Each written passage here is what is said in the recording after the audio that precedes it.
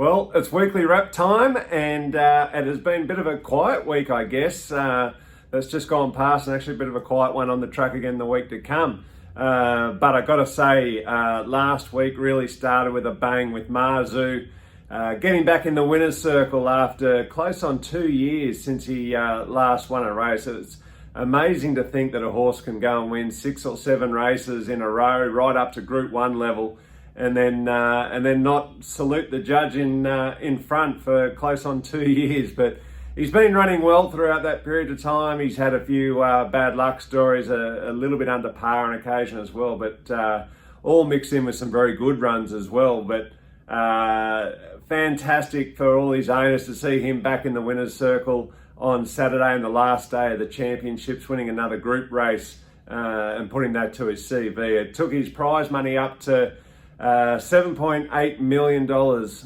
So he's been an incredible horse for his owners, giving them a huge thrill along the way. And yeah, as I say, very satisfying to see him back in the winner's circle there. Joe Price done a great job with him.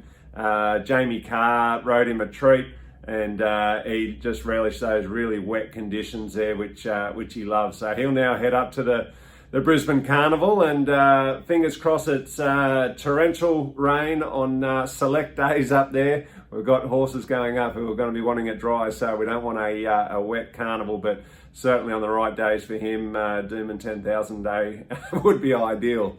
But look, other than that, we had a couple of runners yesterday at Gosford, which I thought ran really well, being Sweet Proposal returning first up for the preparation, and it was always going to be a little bit short for her, we thought, but gee, she gave it a red hot crack and just went down on the line, charging home, and just missed out.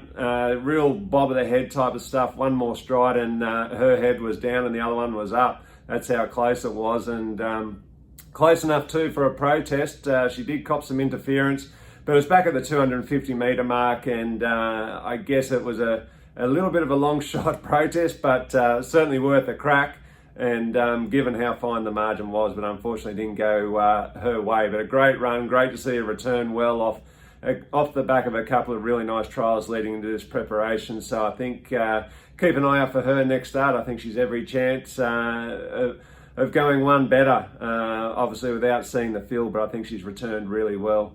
The other horse, Hiawatha, our European import, was up racing over 2,100 metres and around a tight track. He's a big, long, striding horse, which we thought Gosford wasn't going to really suit him, but the rest of the race conditions certainly did, and he acquitted himself really well. Things didn't quite go to plan throughout the race. Got a bit of interference on the first turn, was then popped out 3 wide and was going to be stuck 3 wide for a long way over 2,100 metres. But so eventually, Heavy the jockey, he rolled forward and just sat outside the leader, which was the right move to do, but unfortunately not the best thing for him in hindsight in the straight, because he hit the lead a bit too early and pricked his ears, didn't quite know what to do from there until he got past, and then he really found another gear again and fought home. So we've learnt he's going to be a better chaser than he is leader, and but it was a really, really good performance and a great grounding or base to work off, and I can see him building into his preparation really nicely from here. So great to see a lot of the owners out there too at Gosford. We had a good time out there, which was good fun. This morning too, we had a lovely trial, I should say, with Amelius, a 2-year-old Hellbent filly out at Warwick Farm, having her second trial. The first trial was a nice quiet one. I thought she trialled quite nicely, and then her second trial today I thought was really, really good. I was very happy with that. She really showed a good turn of foot in the straight, was travelling very strongly, and just had to get to the outside, and when she did, she was very strong to the line, showed a good turn of foot and ran right through the line as well. So very pleasing to see there. Just late this afternoon, we had Seiko going around at Moruya for Nick Olive, and it was going to be a really good race, we thought, for him. He's a horse who can place like no other horse, and funnily enough, he's done that again today, but had zero luck in the process. Upon jumping, just got squeezed by both horses on either side of him jumped right into his lane effectively when he was coming out of the gate. So he got squeezed out the back immediately, and then did a bit of work to recover his position and got into a nice position midfield on the rail. But as he was ready to pounce and make his move there in the straight, just got no luck. He ran up the back of one that was going nowhere, and had nowhere to go himself until late. And once he got out, he hit the line well and finished in third position. So good encouraging run by him again. But yeah, looking for him to get a few more favours in the run, and I'm sure he'll be able to pick up his next win. Tomorrow, exciting to see Zoo Prince going around at Rose Hill. Jet Stanley's on board, 56 kilos, just staying at the 1200 metres this start. And last start he went out in front and set a fair tempo, and probably took away from his finish just a little bit. So tomorrow the idea is jumping from barrier 1, which is going to be ideal for him.